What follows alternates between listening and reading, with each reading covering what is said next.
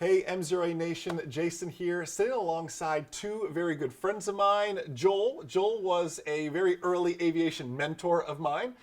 Really, I was a brand new flight instructor. This was the first guy to be willing to give me a job. I gave him a job, and what is it, 12 years now? I'm older than that. There's gray hair right here. Yeah, so, you know, we all have a little of that. Exactly. But, And then, of course, you might remember Bob, Controller Bob, from some previous videos as well. Bob also has become a very good friend. The one thing Bob and I have in common is both a student of Joel here. So I don't know if that's a reflection of our flying skills or anything like that. You're both trainable. Yeah, we're both trainable is right. Today we wanted to chat a little bit about IFR clearances.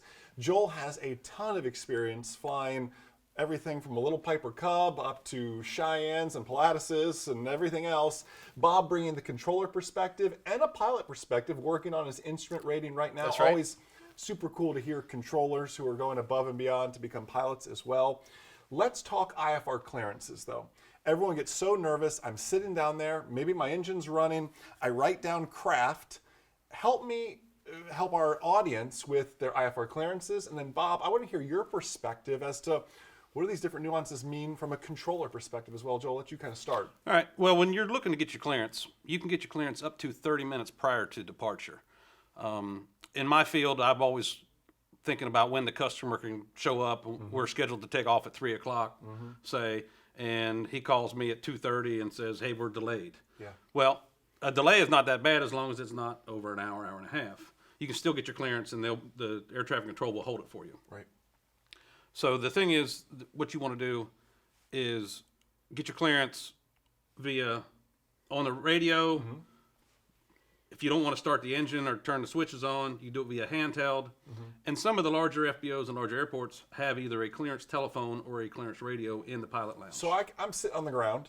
My engine's not running. I can call up my handheld and grab my clearance. That's correct. And just do it that way. But I mean, Bob, from a controller perspective, what does that look like for you when I do It that? depends on, for example, if you were to call flight service and ask flight service to get your flight plan, they would call directly to the controller. They have the ability to do that. Another way is the phone number to the facility you're calling. In our case, for example, in the radar room, we would get a phone number. Some FBOs, Ocala might. Another is we have the frequency based at Ocala, which you can call directly to the controller right on the frequency as if you're on the ground. And so there's many delivery methods. To us, it does not matter. So if you were to call, say, for example, a phone number, the person who answered the phone would then come over with a copy of your flight plan and sit down and say, "Hey, Bob, this guy's ready to go in 10 minutes. And so I evaluate the situation, issue the restrictions I want, a heading or an altitude, and then that person would then go back and then relay the clearance as you would normally expect it. But they're going to communicate with me because I would be the first person to talk to you at that point. Interesting. Yeah. What about, and this could be for Joel too, what about you think in a Class Delta airport? I mean, clearance delivery and ground are the same kind of frequency. What do you do? I've got my entire IFR clearance before, and they go, "Hey, are you ready to taxi?" After all that. Well, if you call ahead, you just tell them you need 10 or 15 minutes till you're ready to taxi. Right. Your clearance normally at most airports is good for 30 minutes. I've had, when you're in Teterboro or larger airports, they get a little more sensitive about time frame and your expected clearance. Yes. And you may have a delay. I've been in Teterboro before and had 45 minutes yeah. before you can even start the engine. Wow. So you don't want to be starting the airplane up and all your point. passengers in there. Yeah, I mean, you're right. This is how the airlines do it, right? They're getting their clearances, everything else that's all electronic to them now before they've pushed back. Right. So they're ready to go.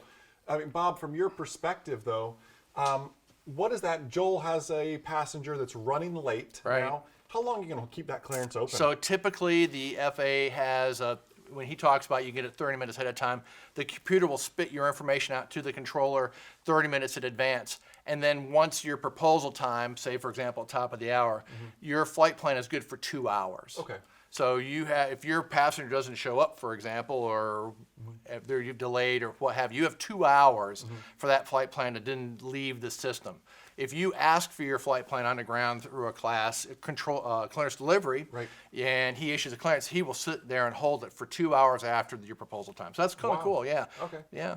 Super. So we have those options. You can plan ahead. Absolutely. And that way, when you get in the airplane, you can do your briefing with your passenger, get in, do your start checklist and not have to worry about your clearance. It's already done and saved on your iPad. Now, some of the things on remote airports is if you were to call, you might get how long before you're ready to go, and then which case, in some instances, you would get your clearance and say, hold for release, call me when you're ready to go. So I might, for example, at an airport where you're remote, and you just call the phone number up, Right. and you go, I'm ready to go in 45 minutes. Then you'll go hold for release, and then with the beauty part of a cell phone is you can just call them right back Yeah. and say, I'm ready to go in 2 minutes, and narrow that window down. And they're ready to go.